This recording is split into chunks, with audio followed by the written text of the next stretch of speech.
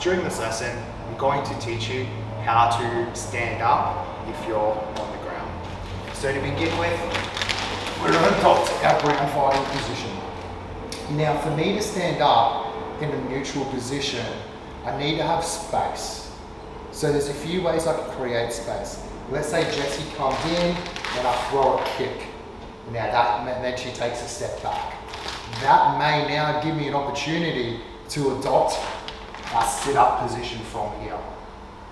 So the sit-up position from here is where my feet are adopting like an L shape here. I want to make sure my lead hand is, my elbow is just to the outside of my knee.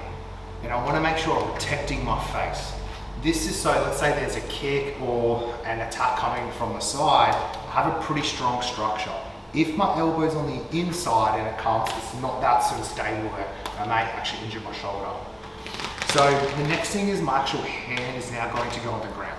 This is going to enable me to have movement forwards and backwards. So if I want to move forward, for whatever reason it is, I want to think about using my hand as a base, and I'll lift my hips and then I'll push my hips forward. And I just repeat this motion. If I'm going backwards, it's exactly the same. I lift my hips, shuffle my hips back. Lift my hips, shuffle backwards. And essentially I'm trying to use this to create as much distance as I can.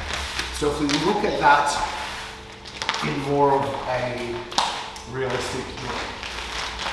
So I'm here, I'm in my ground fighting position. Jessie tries to move forward. Let's say I land a good solid kick, she gives me distance. This now may enable me to go into the sit-up position.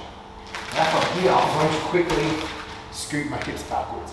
Now this puts me in a relatively safer position to tactically get up. Even now, I might want to just do a little bit of an extra scoot back. So now I have a pretty safe distance to stand up. Let's say Jessie now rushes me and I don't have time. I just fall straight back down into my ground fighting position and then repeat the process. If I get you to go backwards.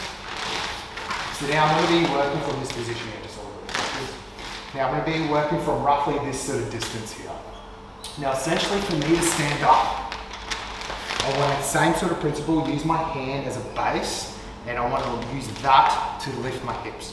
When I lift my hips, I want to make sure the leg that's forming the bottom part of the L is going to move backwards behind my hand. So think about it in a straight line, my actual foot should be going as far back as I can.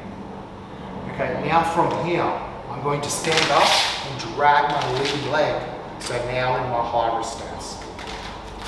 So again, from this position, I use my hand to lift my hips.